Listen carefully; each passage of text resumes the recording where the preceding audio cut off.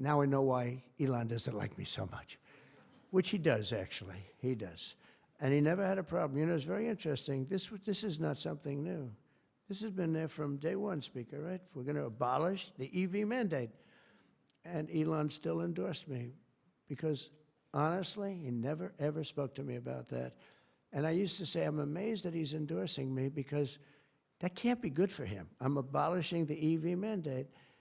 And I once asked him about it. You never talked to me about that. He said, well, as long as it's happening to everybody, I'll be able to compete. It was a very interesting answer. I thought it was a very honest answer, to be honest with you. And I talked about it, that incredible. You know, you would have thought he would have been, from day one, you got to make sure you don't do the EV mandate, the abolishing, and never did. Very honest in that sense.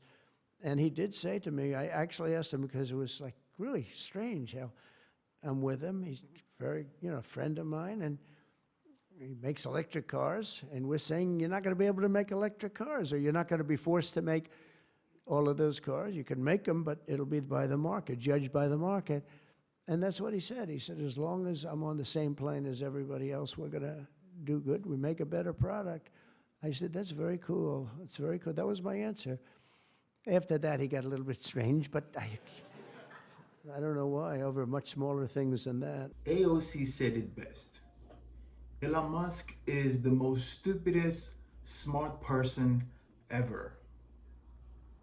He thought he had a seat at the table, but he didn't. He was part of the menu. When Trump and his friends were done with him, they spit him out like a spoiled rich kid with a drug problem. When he was partying with Trump, hanging out and peddling fake news about white genocide, he thought money was power. But it's not.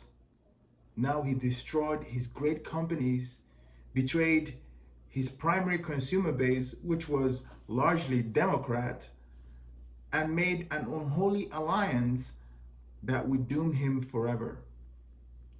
He thinks because he has money, he can fight the President of the United States. Someone should teach this South African a bit of American history.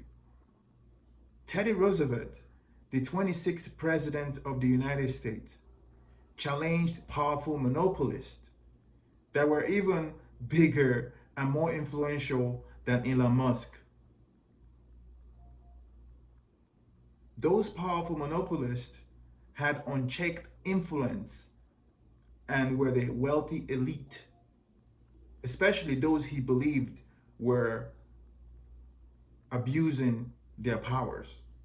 As president from 1901 to 1909, Roosevelt earned a reputation as a trust buster and a reformer who believed in capitalism but ruled to protect the public.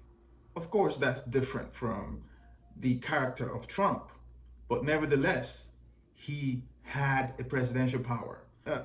And Trump is even more powerful than Teddy Roosevelt was in terms of controlling his party.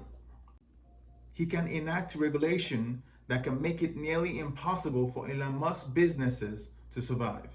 So my advice to poor Elon is admit defeat. Work behind the scenes like wealthy people like Jeff Bezos. Focus on what you're good at. As an engineer myself, I like you for who you were. So let's get back to that and leave politics to those who have stomach for it.